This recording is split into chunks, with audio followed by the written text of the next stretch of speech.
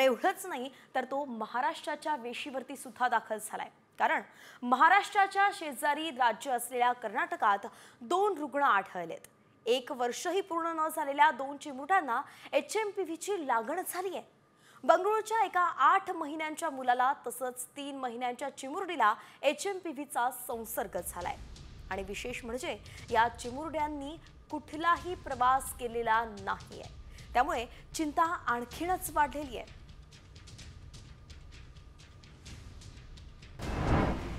HMPV विषाणूच्या सर्वाधिक cases 5 वर्षांपेक्षा लहान मुलांमध्ये सर्वाधिक आहेत। रोगप्रतिकारक शक्ती विकसित झाली नसल्यानं संसर्गाचा धोका जास्त आहे। HMPV हा विषाणू मुलांच्या फुफ्फुसात हवेद्वारे प्रवेश करतो। लहान मुलांच्या फुफ्फुसांना सहज संसर्ग होतो। मुलांना श्वास घेण्यास त्रास होतो। दमा किंवा ब्रॉन्कायटिस सारख्या आजार असलेल्या मुलांना याचा सर्वाधिक धोका आहे। तर चीनच्या HMPV व्हायरसनं भारतात शिरकाव केलाय आणि तो महाराष्ट्राच्या वेशीवर सुद्धा दाखल झालेला आहे। त्याच पार्श्वभूमीवरती राज्य सरकार सुद्धा अलर्ट मोडवरती आलंय। राज्य सरकारनं नागरिकांसाठी मार्गदर्शक सूचना जारी केल्या आहेत। कोरोना उंबरठ्यावरती पोहोचण्याची शक्यता असल्यानंच राज्याच्या आरोग्य मंडळानं सर्व रुग्णालयांनाही पत्र पाठवलंय। महाराष्ट्रात आतापर्यंत HMPVचा एकही रुग्ण आढळलेला नाहीये। मात्र नागरिकांनी श्वसनाच्या संसर्गापासून बचाव करण्यासाठीच्या गाईडलाईन्स जारी करण्यात आल्या आहेत।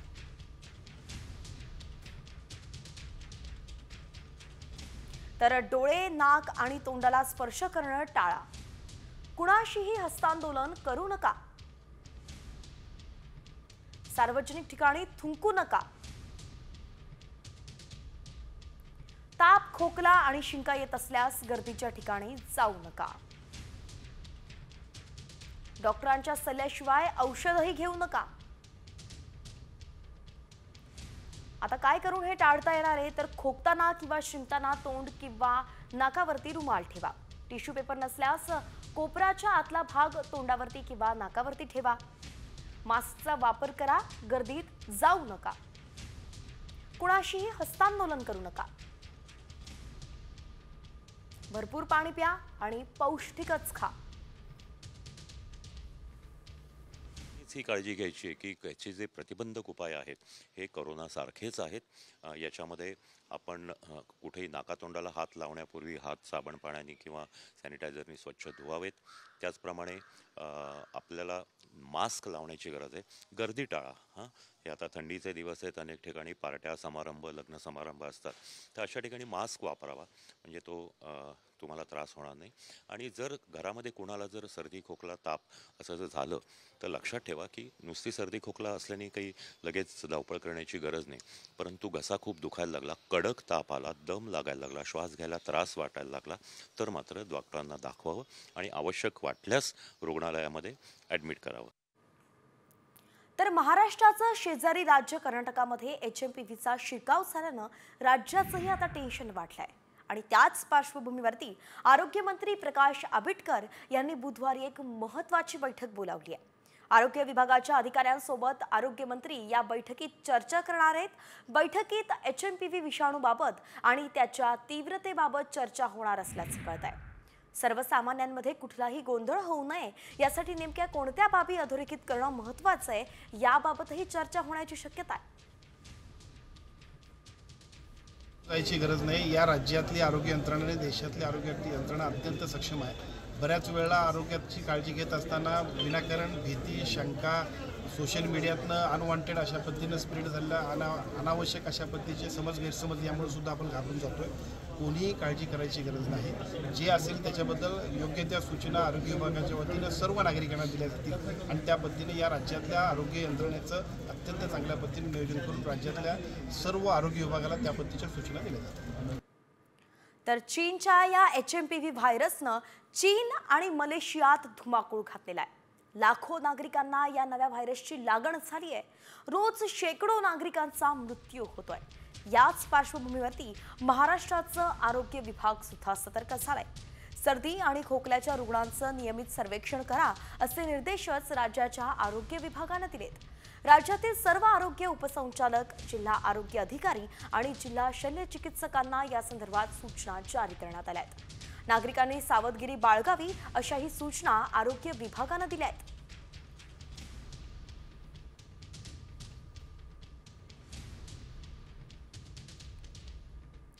तर या चीनी HMPV व्हायरसनं धुमाकूळ घातल्यामुळे आता चर्चा सुरू झाली आहे ती यावरच्या उपचाराची। या नव्या HMPV व्हायरसवरती कोणती लस आहे का, कोणत्या औषधांमुळे हा आजार बरा होऊ शकतो, त्यावरचाच साम टीव्हीचा हा खास रिपोर्ट पाहूयात। नवा व्हायरस, ना औषध ना लस।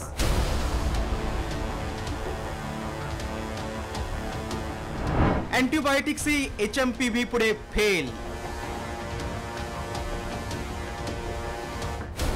चीनमध्ये धुमाकूळ, भारताला टेन्शन। 5 वर्षांपूर्वी 100 पेक्षा जास्त देशांमध्ये कोरोनानं धुमाकूळ घातला होता। त्यानंतर आता त्याच कोरोनानं चीनमध्ये HMPVच्या नव्या विषाणूच्या रूपानं डोकं वर काढलंय। त्यामुळे चीनच्या हॉस्पिटलमध्ये मोठ्या संख्येनं रुग्णांच्या रांगा लागल्या। मात्र या भयानक HMPV विषाणूच्या संसर्गावर कोणतीही लस किंवा अँटीबायोटिक्स उपलब्ध नसल्याचं समोर आलंय। त्यामुळे या आजाराला रोखण्याचं मोठं आव्हान आता जगासमोर असणार आहे। या नव्या व्हायरसची लक्षणं काय आहेत ते पाहूया। सर्दी, खोकला, ताप, घसा खवखवणं, धाप लागणे, जुलाब, अंगावर पुरळ। कोरोनाप्रमाणेच घातक असलेल्या HMPV या विषाणूचा संसर्ग नेमका कसा होतो ते पाहूयात। खोकला, शिंका किंवा संक्रमित लोकांच्या संपर्कात आल्यानं संसर्ग। संक्रमित लोकांनी वापरलेल्या वस्तूंमुळे संसर्ग। संसर्गाचा कालावधी 3 ते 5 दिवसांचा। लहान मुलं आणि वृद्ध व्यक्तींना लवकर संसर्ग होतो। चीनमध्ये वेगानं पसरणाऱ्या HMPV या नव्या व्हायरसवर कुठलीही लस किंवा औषध नसल्यानं हा विषाणू जास्त घातक ठरू शकतो। त्यामुळे सर्वांनी खबरदारी घेणं गरजेचं आहे। ब्युरो रिपोर्ट, साम टीव्ही न्यूज।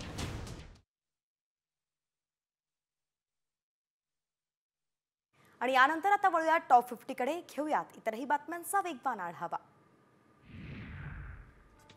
महाराष्ट्रात HMPV विषाणूनं भारतात शिरकाव केलाय। कर्नाटकात HMPV व्हायरसचा दुसरा रुग्ण सापडलाय।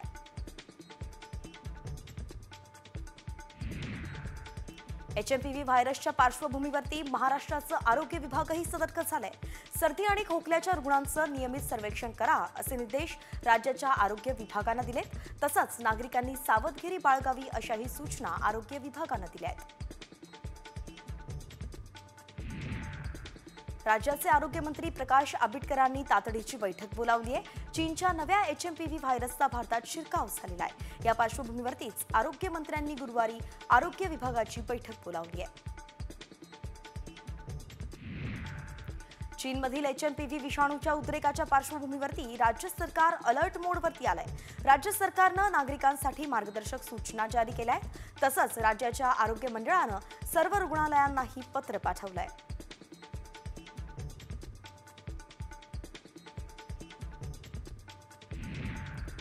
चीननंतर HMPV विषाणूनं मलेशियात हाहाकार माजवलाय। मलेशियातल्या रुग्णालयात HMPV रुग्णांची संख्या वाढली आहे। लहान मुलं आणि वृद्धांना HMPVची लागण झाली आहे। HMPV विषाणूने अखेर भारतात शिरकाव केलाय। बंगळुरूतल्या एका रुग्णालयात एका 8 महिन्यांच्या मुलीला HMPV व्हायरसची लागण झाली आहे। भारतातील HMPV व्हायरसची ही पहिलीच केस आहे।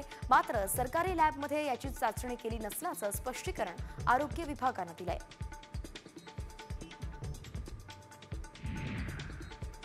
काश्मीरमध्ये आजही बर्फवृष्टी होण्याची शक्यता आहे। कुलगाम, बांदीपोरा आणि गुलमर्गमध्ये बर्फाची चादर पसरली आहे। काश्मीरच्या अनेक भागांमध्ये हाडं गोठवणारी थंडी पाहायला मिळतेय। नागरिक शेकोट्यांचा आधार घेत आहेत। काश्मीरमधली थंडी एका कुटुंबाच्या जीवावरती बेतली आहे। पंधरेथान गावात एकाच कुटुंबातल्या 5 जणांचा गुदमरून मृत्यू झालाय। मृतांमध्ये आई वडील आणि 3 मुलांचा समावेश आहे।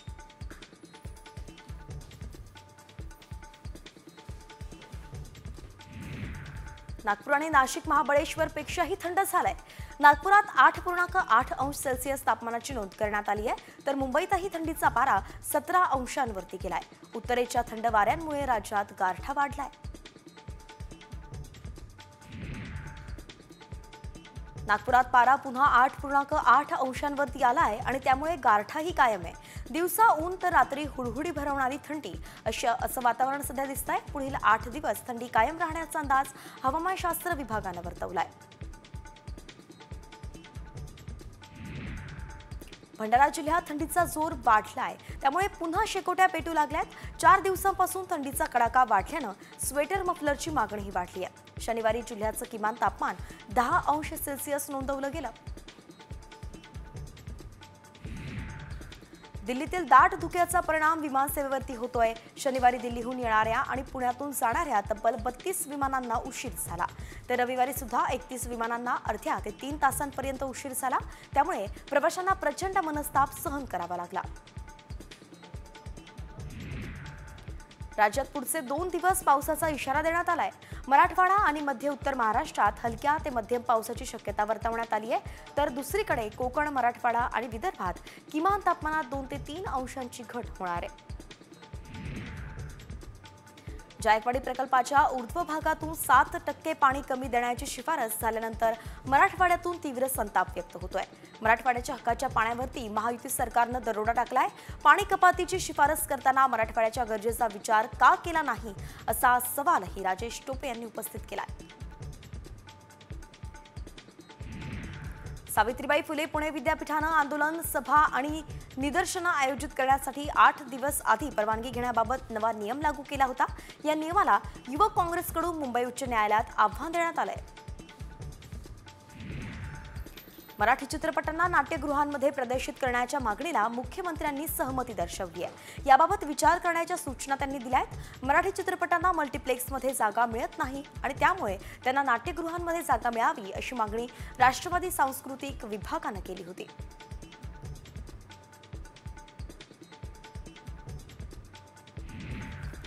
भारतीय अवकाश संशोधन संस्था अर्थातच इस्रोनं मोठं यश मिळवलंय. PSLV C60च्या माध्यमातून अंतराळात पाठवलेल्या बियांना अंकुर फुटलेत. जवळजवळ 0 गुरुत्वाकर्षण असलेल्या वातावरणात बियांना अंकुर फुटल्यानं संशोधकांच्या आशा बळावल्या आहेत. अवकाशात वनस्पतींची वाढ नेमकी कशा पद्धतीनं होते हे या प्रयोगातून समजणार आहे.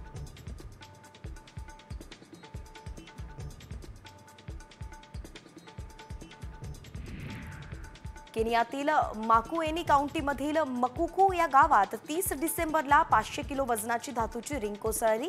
प्राथमिक निष्कर्षानुसार ही रिंग प्रक्षेपण वाहनापासून वेगळी झाली असून ती पृथ्वीवरती पडण्याचा प्राथमिक अंदाज बांधण्यात येतोय. या घटनेमुळे परिसरातील लोकांमध्ये भीतीचं वातावरण आहे. नवीन वर्षात नवी मुंबईकरांना सर्व नागरी सुविधा डिजिटल स्वरूपात मिळणार आहेत. नागरिकांना महापालिकेशी संबंधित सगळी कामं आता ऑनलाईन पद्धतीनं करता येणार आहे. यासाठी ई-ऑफिस प्रणाली ही प्रभावीपणे राबवण्याचा प्रयत्न सुरू आहे.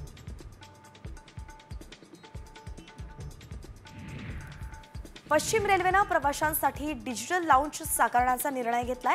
मुंबई, बोरीवली, सुरत, वडोदरा यासारख्या प्रमुख स्थानकांवरती डिजिटल लाऊंज उभारण्यात येणार आहे. या लाऊंजमध्ये प्रवाशांना ई-वर्कसाठी आधुनिक सोयीसुविधा आणि 40 जणांच्या बसण्याची व्यवस्थाही असणार आहे. लोकरीची उत्पादनं ग्राहकांमध्ये लोकप्रिय ठरत आहेत. राज्य परराज्यांतील बाजारपेठ ओलांडून ही उत्पादनं परदेशातही पाठवली जात आहेत. दरवर्षी उत्पादन विक्रीचा आलेख वाढत चाललाय. गेल्या वर्षी राज्यातील 10 प्रक्षेत्रांवरून विक्री उलाढाल ही 25 लाखांपर्यंत पोहोचली होती. उजनी धरणात 96.92% उपयुक्त पाणीसाठा उपलब्ध आहे. त्यामुळे सोलापूर जिल्ह्यातील शेतकऱ्यांना सिंचनासाठी आणि नागरिकांना पिण्यासाठी संपूर्ण उन्हाळा पाणी उपलब्ध राहणार आहे.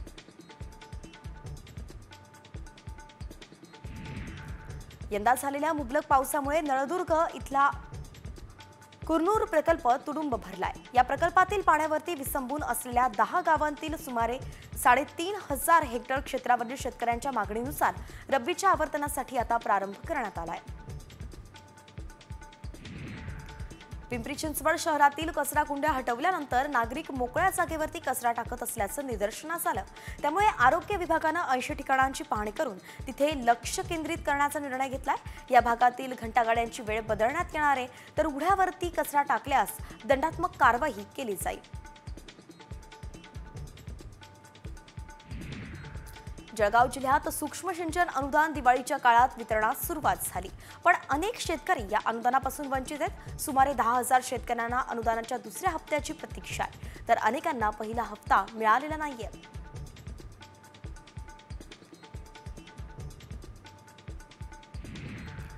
आणि त्या बीड सरपंच हत्या प्रकरणात सगळ्यात मोठी बातमी समोर येते. आता शरद पवारांनी थेट मुख्यमंत्री देवेंद्र फडणवीस यांना या प्रकरणात लक्ष घालण्याची विनंती केली आहे. 9 डिसेंबरला मस्साजोग गावचे सरपंच संतोष देशमुखांची हत्या झाली होती. मात्र महिना होत आला तरी मारेकरी मोकाट असल्याची जनभावना असल्याचं शरद पवारांनी या पत्रात नमूद केलंय. बीड परळीमधल्या गुन्हेगारीकडेही शरद पवारांनी फडणवीसांचं लक्ष वेधलंय. तसंच हे प्रकरण लावून धरणाऱ्या लोकप्रतिनिधींना संरक्षण देण्याची मागणीही शरद पवारांनी केली आहे.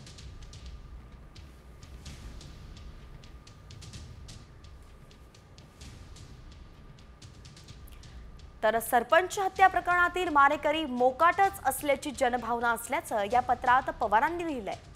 बीड परळीत याआधी सुद्धा माणुसकीला काळीमा घालणाऱ्या अनेक घटना घडलेल्या आहेत. गुंड प्रवृत्तीच्या पाळीमुळे खणून काढण्याची लोकप्रतिनिधींची मागणी असल्याचंच कळत आहे. तर हे प्रकरण लावून धरणाऱ्यांच्या जीवाला धोका असण्याची शक्यताही शरद पवारांनी व्यक्त केली आहे. आणि म्हणून मुख्यमंत्र्यांनी गांभीर्य लक्षात घेऊन या लोकप्रतिनिधींना संरक्षण द्यावं अशी मागणीही पवारांनी केली आहे. यानंतर पुन्हा एकदा बातम्यांचा वेगवान आढावा. पालघरमध्ये पहाटे 4:30च्या सुमारास 2 सलग भूकंपाचे धक्के जाणवलेत. 3.7 रिश्टर स्केल एवढी भूकंपाची तीव्रता होती. पालघरच्या बोर्डी दापचरी तलासरी या भागात भूकंप झाला. सतत बसणाऱ्या धक्क्यामुळे परिसरात भीतीचं वातावरण आहे. ओयोमध्ये आता अविवाहित जोडप्यांना नो एंट्री आहे. आतापर्यंत प्रेमी युगुलांना ओयोमध्ये पटकन रूम बुक करता येत होती, मात्र आता यावरती बंदी घालण्यात आली आहे. आता रूम बुकिंगसाठी जोडप्यांना लग्नाचा पुरावा द्यावा लागणार आहे. उत्तर प्रदेशच्या मेरठ शहरातून हे नवे नियम पहिल्यांदाच लागू करण्यात आले.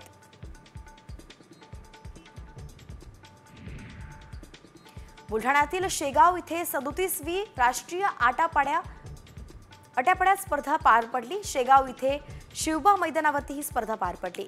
महाराष्ट्रासह देशातील 22 राज्यातील खेळाडूंनी यात सहभाग घेतला होता आणि या स्पर्धेत महाराष्ट्रातील मुलांचा संघ तर पॉंडिचेरीतील मुलींचा संघ देशात अव्वल ठरला.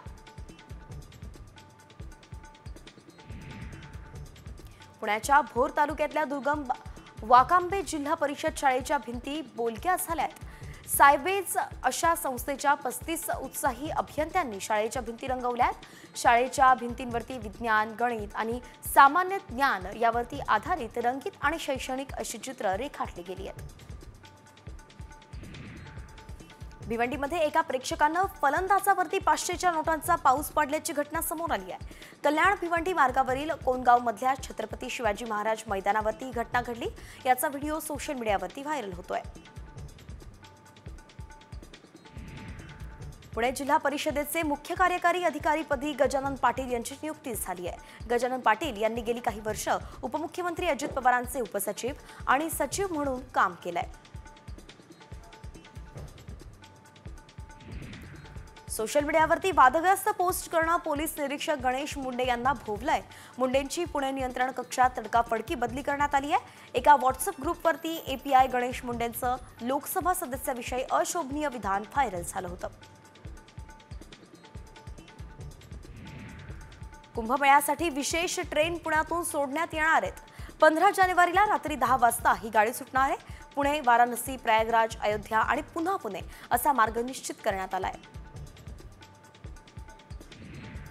प्रयागराजमध्ये येत्या 13 जानेवारीला पौष पौर्णिमा स्नानानं महाकुंभमेळ्यास प्रारंभ होणार आहे. या कुंभमेळ्यात 40 कोटी भाविक सहभागी होणार असून त्यांच्यासाठी 3000 रेल्वे आणि 2 चार्टर्ड विमानांची सोय करण्यात आली आहे. प्रयागराज येथे होणाऱ्या महाकुंभ मेळ्यासाठी साधू आणि महंत प्रयागराजमध्ये येण्यास सुरुवात झाली आहे. आसामच्या कामाख्या पीठातून 57 वर्षीय गंगापुरी महाराज यांची सध्या जोरदार चर्चा सुरू आहे.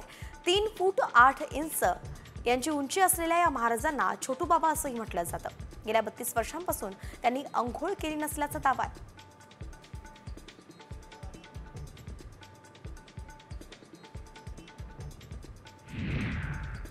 दिवंगत मीनाताई ठाकरे यांच्या स्मृतिदिनानिमित्तानं उद्धव ठाकरेंनी मीनाताई ठाकरेंना आदरांजली वाहिली आहे। शिवाजी पार्कमधल्या मीनाताईंच्या स्मारकाला त्यांनी अभिवादन केलंय। यावेळी रश्मी ठाकरे, आदित्य ठाकरे यांच्यासह ठाकरे गटाच्या पदाधिकाऱ्यांनीही आदरांजली वाहिली। राज्याचे उपमुख्यमंत्री एकनाथ शिंदे यांना धमकीचा फोन आलाय। इन्स्टा अकाउंटवरून धमकी देणाऱ्या हितेश भेंडे या तरुणाचा शोध ठाण्यातील श्रीनगर पोलीस घेत आहेत। 24 वर्षीय हितेश हा वारलीपाडा इथला रहिवासी असून त्याच्यावरती गुन्हा दाखल करण्यात आलाय। धनंजय मुंडेंच्या विरोधात परभणीत केलेल्या वादग्रस्त वक्तव्यानंतर मनोज जरांगेंच्या वरती आता बीड शहरातील शिवाजीनगर पोलीस ठाण्यात सलग दुसरा अदखलपात्र गुन्हा दाखल करण्यात आलाय। याआधी ओबीसी बांधवांकडून परळी पोलीस ठाण्यात जरांगेंच्या विरोधात गुन्हा दाखल करण्यात आला होता। जायकवाडीच्या ऊर्ध्व भागातून 7% कपात करण्याचा निर्णय अन्यायकारक असल्याचं माजी मंत्री राजेश टोपे म्हणालेत। मराठवाड्याच्या हक्काच्या पाण्यावरती महायुतीनं टाकलेला हा दरोडा असल्याचा आरोपही त्यांनी केलाय। हक्काच्या पाण्यासाठी लढा उभारणार असल्याचंही टोपेंनी जाहीर केलंय।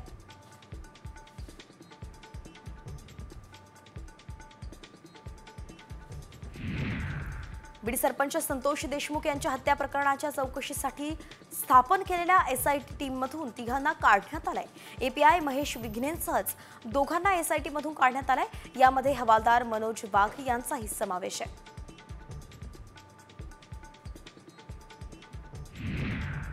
पुण्यातील भोर तालुक्यातल्या सांगवी घोरेपडळ गावात टेम्पोला आग लागली। या आगीत टेम्पोतील चारा खाक झालाय।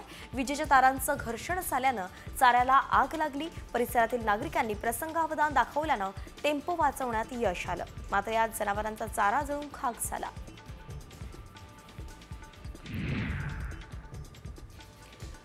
वाशिमच्या वनोजा इथे सुनीता जाधव यांच्या घराला मध्यरात्रीच्या सुमारास आग लागली। या आगीत 3 शेळ्यांचा दुर्दैवी मृत्यू झालाय तर 6 शेळ्या गंभीर जखमी झाल्या। या दुर्दैवी घटनेत जाधव कुटुंबाचं मोठं आर्थिक नुकसान झालं असून या आगीचं कारण अद्याप अस्पष्ट आहे। ठाण्यातील बाळकुंभ परिसरात एका इमारतीला आग लागली होती। छावाया पार्कमधील इमारतीच्या दुसऱ्या मजल्यावरती ही आग लागली होती। या घटनेत कुठलीही जीवितहानी झालेली नसून आगीवरती नियंत्रण मिळवण्यात यश आलंय। माढ्याच्या दारफळ गावात फ्रीस्टाईल हाणामारी पाहायला मिळाली। दारफळ गावच्या ग्रामपंचायत कार्यालयासमोर ही हाणामारी झाली आहे। या मारहाणीचा व्हिडिओ सोशल मीडियावरती व्हायरल झालाय। एकमेकांना मारहाण करणारे दोघेही वाळू माफिया असल्याची माहिती समोर आली आहे। पुणे सातारा महामार्गालगत असणाऱ्या सारोळा आणि सावरदरे गावात रात्रीच्या सुमारास धारधार शस्त्र घेऊन फिरणारी अज्ञात टोळी सीसीटीव्ही कॅमेऱ्यात कैद झाली आहे। या चोरांमुळे गावातील नागरिकांमध्ये दहशत पसरली आहे, तर पोलिसांकडून नागरिकांना सतर्क राहण्याचं आवाहन केलं गेलंय। वाशिमच्या कारंजा तालुक्यातील खेरडा जिरापुरे इथे महिलेची निर्घृण हत्या करण्यात आली आहे। या प्रकरणी 2 आरोपींना पोलिसांनी अटक केली आहे। या प्रकरणी पुढचा तपासही पोलीस घेत आहेत। पुण्याच्या भोरमधील दुर्गम पोंढरी गावात गेल्या आठवडाभरापासून वानरांच्या टोळीनं धुडकूस घातलाय। वानरांच्या उड्यांमुळे घराची कौलं फुटणं, नागरिकांच्या घरातून वस्तू पळवून नेणं यासहच शेतीचंही प्रचंड नुकसान हे वानर करतायत। वन विभागानं वानरांचा बंदोबस्त करावा अशी मागणी भयभीत नागरिक करतायत। मावळमधील सुनील किरवे यांनी केवळ 1.25 एकर क्षेत्रात श्रेया जातीच्या गावरान टोमॅटोची लागवड केली आणि यातून त्यांना लाखो रुपयांचा नफा होऊ लागलाय। घरीच टोमॅटोची रोपं तयार करून त्यांनी शेतात ही रोपं लावली आहेत आणि या गावरान टोमॅटोना साध्या टोमॅटोपेक्षा सुद्धा 5 ते 10% जास्त भाव मिळतोय। अमरावतीच्या भाजीपाला मार्केटमध्ये भाजीपाल्याचे दर कोसळलेत। वांगी, पालक, टोमॅटो, कोथिंबीर, कोबी फक्त 10 रुपये किलोवरती आले। भाव घसरल्यानं शेतकऱ्यांचा उत्पादन खर्चही निघत नाहीये।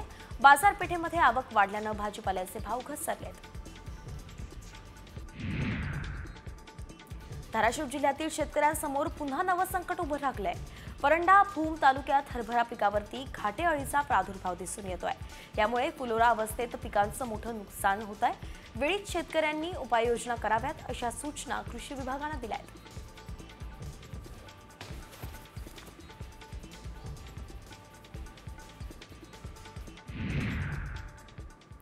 आता राजकीय गोटातून एक मोठी बातमी समोर येतेय। उपमुख्यमंत्री अजित पवारांनी कार्यकर्त्याला उद्देशून केलेल्या वक्तव्यावरून आता चांगलंच राजकारण तापलंय. हे कसलं फ्रस्ट्रेशन आलंय हे राज्याला समजू दे असं टीकास्त्रच खासदार संजय राऊतांनी टाकलंय.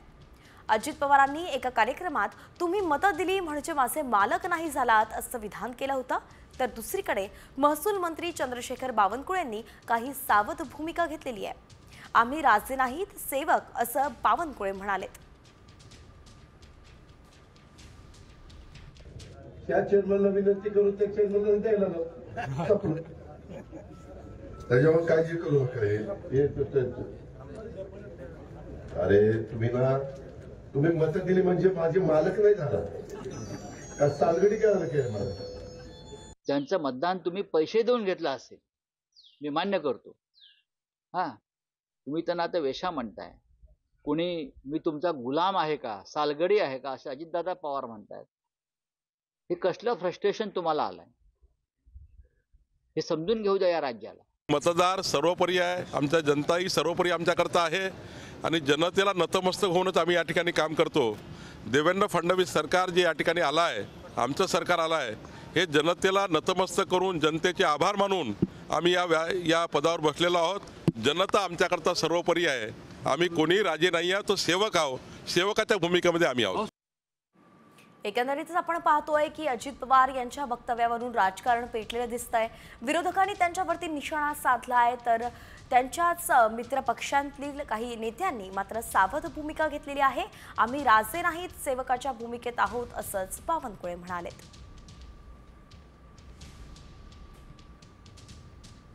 महाराष्ट्राच्या वेशीवर सुद्धा दाखल झालाय. कारण महाराष्ट्राचं शेजारी राज्य असलेल्या कर्नाटकात 2 रुग्ण आढळलेत. 1 वर्षही पूर्ण न झालेल्या 2 चिमुरड्यांना HMPVची लागण झाली आहे. बंगळुरूच्या एका 8 महिन्यांच्या मुलाला तसंच 3 महिन्यांच्या चिमुरडीला HMPVचा संसर्ग झालाय. विशेष म्हणजे या चिमुरड्यांनी कुठेही प्रवास केला नव्हता आणि त्यामुळे चिंता आणखीनच वाढली आहे.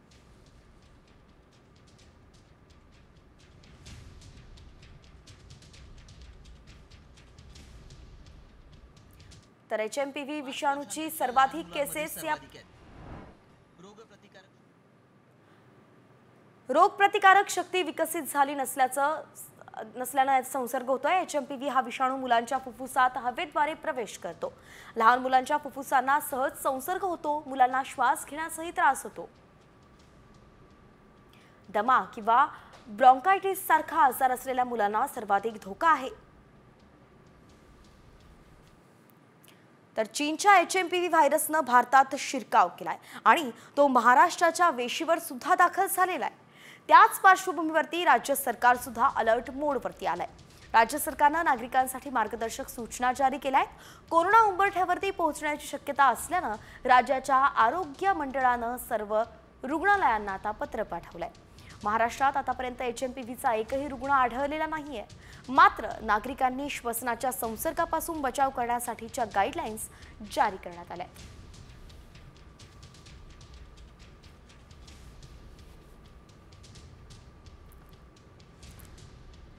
तर नेमकं काय करायचंय आणि काय नाही. डोळे, नाक आणि तोंडाला स्पर्श करणं टाळायचंय. कोणाशीही हस्तांदोलन करायचं नाहीये. सार्वजनिक ठिकाणी थुंकायचं नाहीये.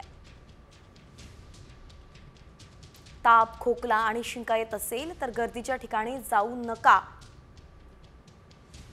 डॉक्टरांच्या सल्ल्याशिवाय औषधही घेऊ नका. तर खोकताना किंवा शिंकताना तोंड आणि नाकावरती रुमाल किंवा टिश्यू पेपर ठेवला पाहिजे. टिश्यू पेपर नसल्यास कोपराच्या आतला भाग तोंडावर किंवा नाकावरती ठेवला पाहिजे. मास्कचा वापर करा. गर्दीत जाऊ नका.